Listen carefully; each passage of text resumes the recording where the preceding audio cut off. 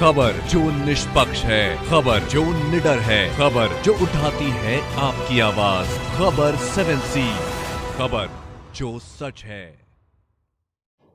नमस्कार, मैं विशाल पटेल, खबर 7C न्यूज चैनल में एक बार फिर से आपका स्वागत है।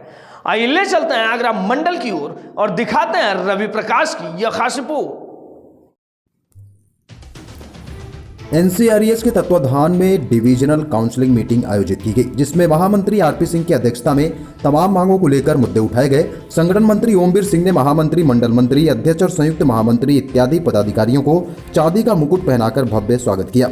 यूपी के जनपद फिरोजाबाद के टुंडला के फ्रेंड क्लब में आज नॉर्थ सेंटर रेलवे एम्प्लॉय संघ प्रयागराज मंडल की डिविजनल काउंसलिंग मीटिंग आयोजित की गई, जिसमें मुख्य अतिथि एनसीआरईएस के महामंत्री आरपी सिंह की अध्यक्षता में लंबे समय से चल रही पुरानी मांगों पर विचार विमर्श किया गया, जिसमें कि नई पेंशन स्कीम रद्द की जाए, पुरानी पेंशन स्कीम लागू की जाए, बोनस का भुगतान इत्यादि तमाम मांगों को लेकर एक मीटिंग का आयोजन हुआ था।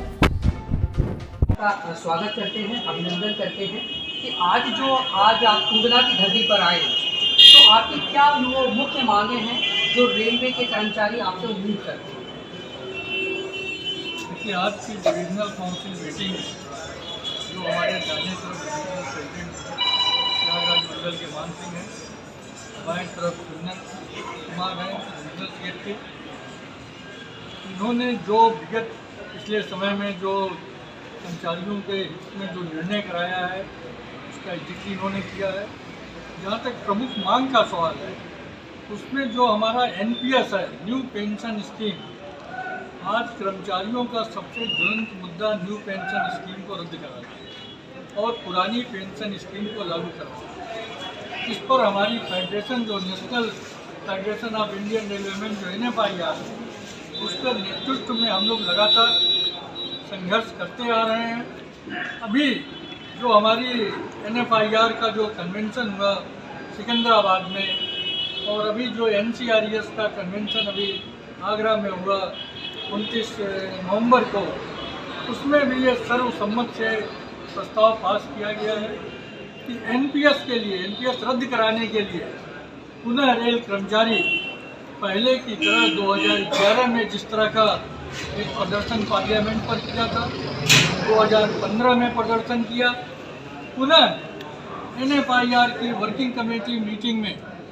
डेट निर्धारित करके ये बृहद प्रदर्शन किया जाएगा और एनपीएस को रद्द कराने के लिए यदि आवश्यकता पड़ी तो रेल का चक्का पुनः जाम होगा। इस बात का हम लोग यहाँ पर चर्चा करेंगे, कर्मचारियों पर विस्तृत वार्ता करेंगे। इसके अलावा जो डिमांड है कि कैसे हम रनिंग स्टाफ को, जो हमारा लोको पायलट है, जो हमारा ट्रैफिक का गार्ड है, कैसे उसको GP 4600 आवश्यकता पड़ी तो रेल का चक्का पुनः जाम होगा। इस बात का हम लोग यहाँ पर चर्चा करेंगे, कर्मचारियों पर विस्तृत वार्ता करेंगे। इसके अलावा जो डिमांड है कि कैसे हम रनिंग स्टाफ को, जो हमारा लोको पायलट है, जो हमारा ट्रैफिक का गार्ड है, कैसे उसको GP 4600 जो 5वें वेतन आयोग ने जो अन्याय किया था इनके साथ, वो कैसे इसको दूर किया जाए। इस पर रेलवे बोर्ड स्तर पर कई बार वार्ता हो चुकी, वहाँ से सहमति बन गई NFIR के साथ। वित्त मंत्रालय में इसका प्रपोजल भेजा गया, लेकिन माननीय वित्त मंत्री महोदया ने इसको स्वीकृति नहीं प्रदान किया। उसके लिए भी कर्मचारियों में बहुत आक्रोश है। जो इनकम टैक्स का जो सवाल है, जो रनिंग स्टाफ के जो हमारे जो किलोमीटर अलाउंस को 100% उसको इनकम टैक्स के दायरे में ला करके जो 10,000 की छूट देते हैं, उसके संबंध में भी NFIR लगातार संघर्ष कर रहा था और उस पर लगभग अब ये सहमति बन गई है। नेशनल काउंसिल और JCM की मीटिंग में इस मुद्दे को उठा करके ये एक सहमति बनाने का प्रयास हुआ था और काफ़ी बन गई है। और अभी 5 दिसंबर को भी इस संबंध में CBDT के स्पेशल सेक्रेटरी से इस पर बात भी हुई है और वो पुनर्विचार कर रहे हैं कि इनकम टैक्स में का जो हमारा किलोमीटर माइलेज है, उसमें से 70% जो TA का एलिमेंट है उसको हम अलग कर दें और जो बाकी 30% है उस पर जो है इनकम टैक्स को दायरे में लिया जाएगा। इस तरह की और भी बहुत सारी डिमांड्स हैं जिस पर ये हम लोग सर अभी आपने ये कहा कि हम चक्का जाम कर देंगे, क्या पहले भी कभी इस तरीके की आपके सामने परिस्थितियाँ आई हैं? तो कई बार आई है, कई बार आई। अभी 2018 में भी आई, 2016 में भी आई। लेकिन सर क्या प्रॉब्लम क्या आ रही है? प्रॉब्लम ये आई थी कि 30 जून 2016 को इस एनडीए की गवर्नमेंट ने एक ग्रुप ऑफ मिनिस्टर्स की एक उन्होंने कमेटी बनाई और उन्होंने NFIR के जो हमारे अन्य भी जो फेडरेशन थी सभी लोगों को उन्होंने बुला करके उन्होंने कहा कि हम इस पर बहुत जल्द निर्णय लेने वाले हैं और हम नई पेंशन स्कीम को रेल से अलग करने के लिए हम अपनी सहमति भी मतलब अपनी रिपोर्ट वो देंगे सरकार को। इस तरह की बातें हुई थी, लेकिन इस सरकार ने ऐसा कुछ भी नहीं किया।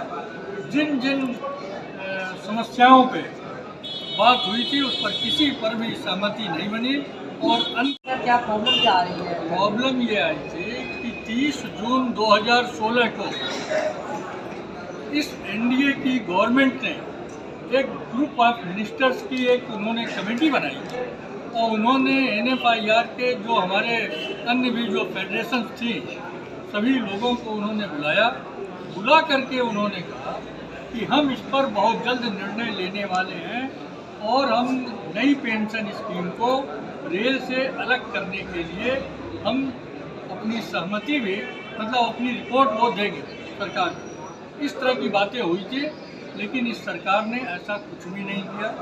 जिन जिन समस्याओं पे बात हुई थी उस पर किसी पर भी सहमति नहीं बनी और अंत में फिर पुनः जब हम लोगों ने प्रदर्शन किया तो उसके बाद फिर इसके बाद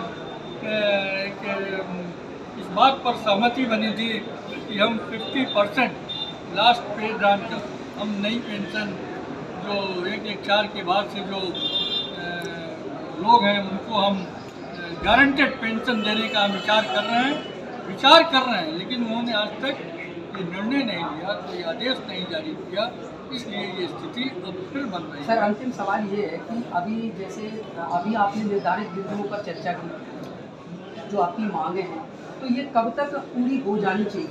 अन्यथा की स्थिति में चक्का जाम जो बता रहे हैं आप वो कब कर पाएंगे? ये अगले 2 मार्च के अंदर NFIR की वर्किंग कमेटी मीटिंग होने वाली है जिस पर भारतीय रेल के समस्त जोनों के प्रतिनिधि वहां आएंगे और उस मीटिंग में इस पर आगे की रणनीति पर निर्णय लिया जाएगा। Thank you sir.